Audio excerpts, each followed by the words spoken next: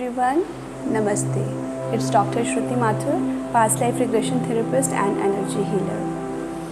Friends, कुछ लोग बहुत ही अच्छे होते हैं, बहुत सिंसियर होते हैं, बहुत डेडिकेटेड होते हैं, पर जब उनके साथ कुछ बुरा हो जाता है जीवन में तो वो इस बात को एक्सेप्ट नहीं कर पाते और वो ये सोच नहीं पाते कि आखिर मेरे साथ ऐसा कैसे हो गया, जबकि मैंने इस जीवन में कभी भी किसी का बुरा नहीं किया है।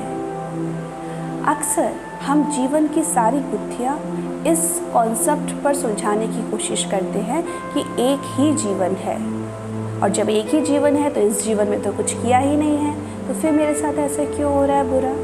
इसलिए इस कॉन्सेप्ट को मानने वाले लोग हमेशा कंफ्यूज्ड रहते हैं और जीवन के बहुत सारे रहस्य उनकी समझ से परे हैं। इसलिए जब उनके साथ कुछ बुरा होता है तो वो उस चीज़ को बहुत टाइम तक सोचते रहते हैं।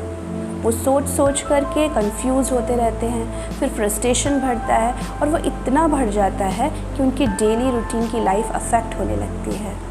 तो ये जो मेरी क्लाइंट थी, ये पिछले 20 सालों से एक ही फ्रस्ट्रेशन में जी रही थी और ये फ्रस्ट्रेशन उनका इतना बढ़ गया था कि अंदर ही अंदर उनका एक जमा हुआ एक गुस्सा था, और फ्रस्ट्रेशन इस बात की थी कि आखिर ऐसा हुआ तो मेरे साथ क्यों हुआ। और इसी क्वेश्चन का आंसर पाने के लिए वो इस रिग्रेशन सेशन को कराने के लिए आई थी। जब ये क्लाइंट अपनी टीन एज में थी, उस वक्त इनकी एजुकेशन के लिए इनके पेरेंट्स ने अपने घर से दूर किसी रिलेटिव के यहाँ पढ़ने के लिए भेजा था। ऑब्वियसली क्लोज रिलेटिव, जो अक्सर लोग भेजते भी हैं, चाचा, बुआ, मामा, किसी के भी घर। तो ये अपनी एजुकेशन के लिए अपने रिलेटिव के घर गई और वहाँ पर उन रिलेटिव के कोई जान पहचान के कोई थे, तो वो उनके घर आते जाते थे और उनकी वजह से उन्होंने कुछ ऐसा करा कि जिसकी वजह से उन्हें बहुत ज़्यादा मेंटल टॉर्चर फील हुआ और वो ये बात किसी से कह नहीं पाई। इसकी वजह से वो उनका फ्रस्ट्रेशन, वो डिप्रेशन अंदर ही अंदर बढ़ता गया। उनका एक ही क्वेश्चन था कि आखिर ये पर्सन मेरी लाइफ में आया ही क्यों इसने मुझे ये मेंटल टॉर्चर करा, और आखिर क्या रीज़न था, मैंने आखिर ऐसा क्या किया कि जिसकी क्या कनेक्शन क्या है इस चीज़ का, क्योंकि इस टॉपिक पर उन्होंने कभी भी किसी से खुलकर बात नहीं करी। तो जब मैं उनकी इनिशियली हिस्ट्री ले रही थी तो मैं यही सोच रही थी कि कितना ज़रूरी है अपने बच्चों के साथ उनकी फीलिंग के साथ कनेक्ट करना।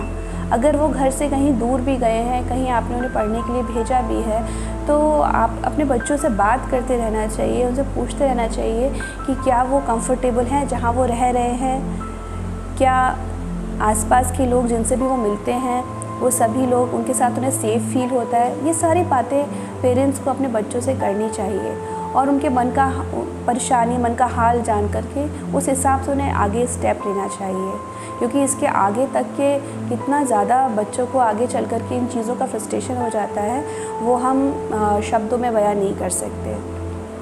तो जब वो मेरे सामने आई, बैठी और सारी वो हिस्ट्री बता रही थी, तो हालांकि ये केस काफ़ी पुराना है, पर आज भी मुझे उनकी आँखें याद है। उन आँखों के अंदर कितना ज़्यादा गुस्सा था, बहुत ज़्यादा गुस्सा था उन आइज़ के अंदर। तो वो मैं भूल नहीं सकती कि किस तरह से वो गुस्से में बताते बताते लोग उन इमोशंस में आ जाते हैं कि वो बहुत ही ज़्यादा फ्रस्ट्रेट और बहुत ही ज़्यादा गुस्सा था कि मैं इतने टाइम से मन में सोच के बैठी हूँ और जानना चाहती हूँ कि आखिर ऐसा मेरे साथ क्यों हुआ। हर रिग्रेशन सेशन को स्टार्ट करने से पहले मुझे खुद भी बहुत ज़्यादा ये रहता है कि देखें आज के सेशन में हम क्या लर्न कर सकते हैं, आज के सेशन में क्या कार्मिक अकाउंट खुलेगा, आज के सेशन में वो कौन सी बात है जो मुझे वेरीफाई होगी, जो मैंने स्क्रिप्चर्स में पढ़ी है या मैंने कहीं और किसी स्पिरिचुअल बुक्स में पढ़ी है।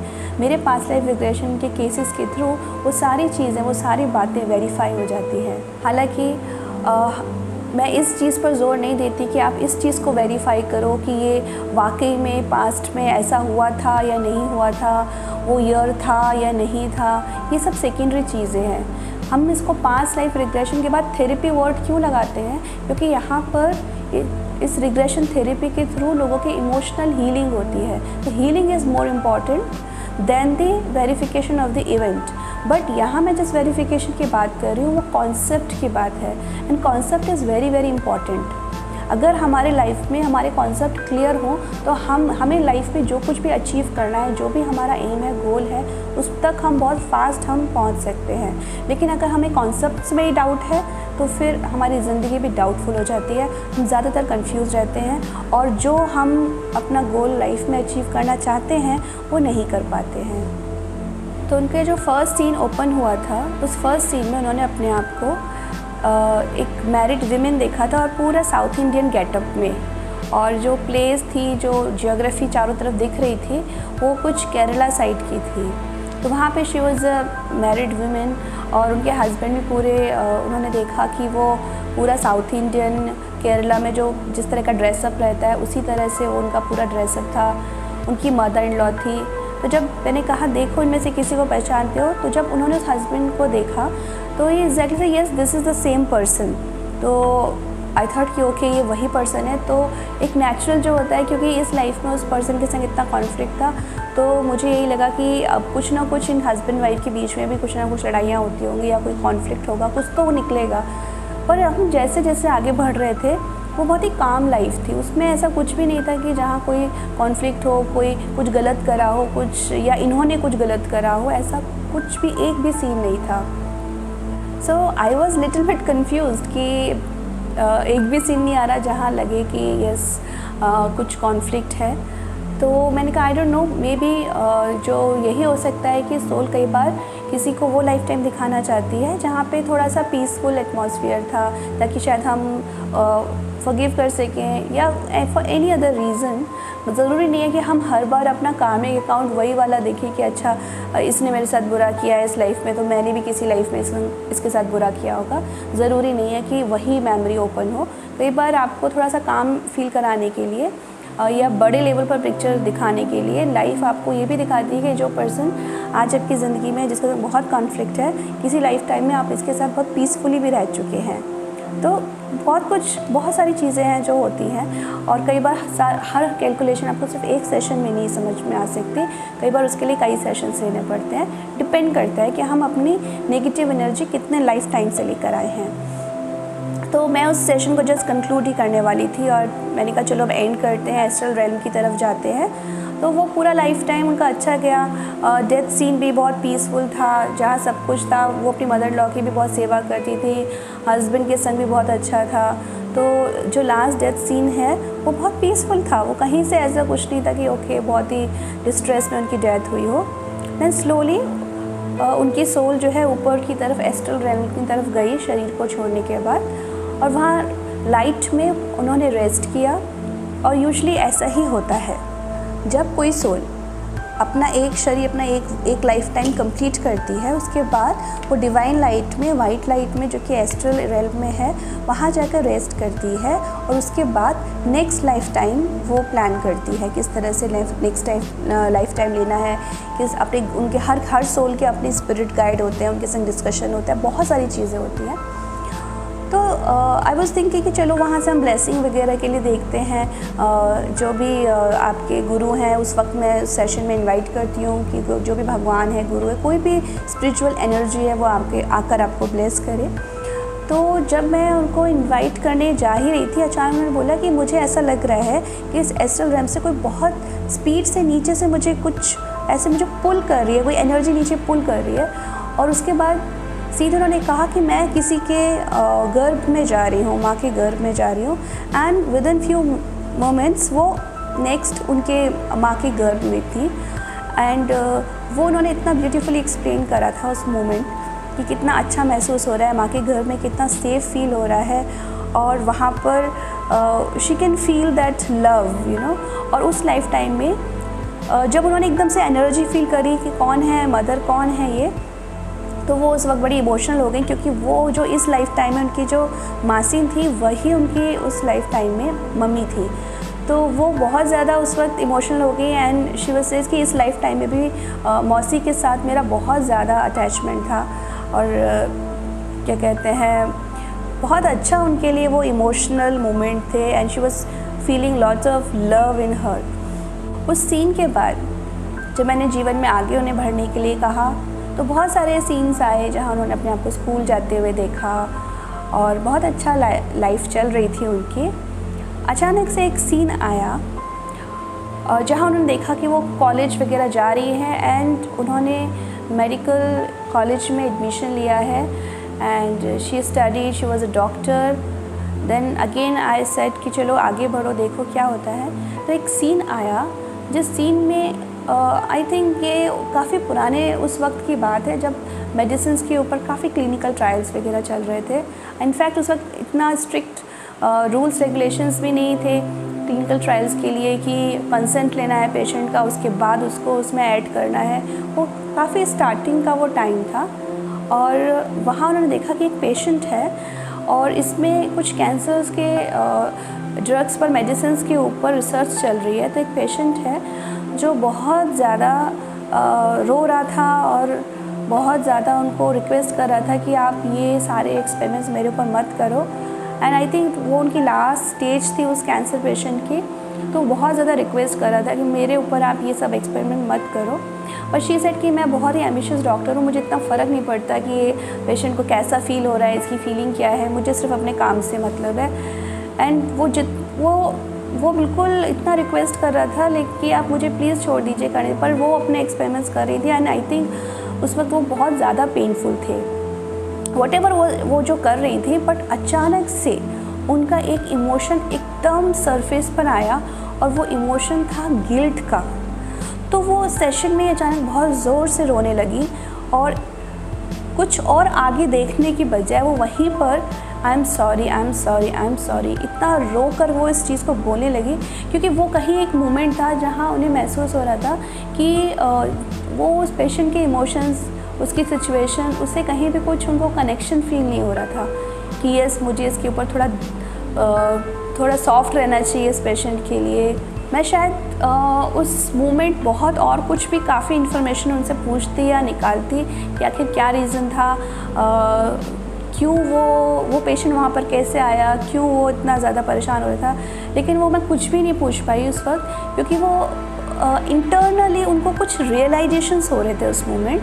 और वो मोस्टली रियलाइजेशन इसी चीज़ के थे कि यस मैंने इसके साथ बहुत ज़्यादा कुछ गलत करा है, मैंने इसके साथ ज़बरदस्ती करी है, मैंने इसको ज़बरदस्ती उसको नहीं उसमें पार्टिसिपेट करना था। वो अपने ट्रीटमेंट के लिए आया था लेकिन ज़बरदस्ती उसके ऊपर वो पेनफुल इंजेक्शंस एंड वॉटेवर वो जो भी उनका एक्सपेरिमेंट्स जो उनके चल रहे थे वो उसके लिए बहुत पेनफुल था।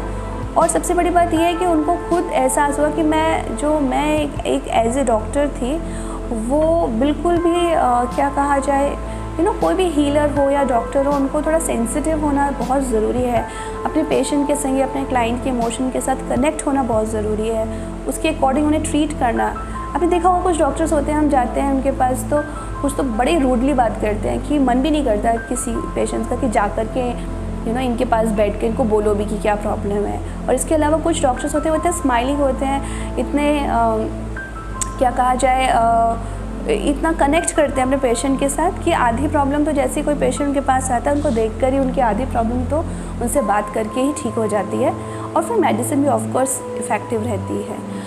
तो यहाँ पे ये जो डॉक्टर थी वो बहुत ही ज़्यादा एम्बिशियस थी, जैसे कोई मतलब नहीं था पेशेंट से, बस अपना काम करना है, ख़त्म करना है, कोई कनेक्शन नहीं, कोई कनेक्टिविटी नहीं।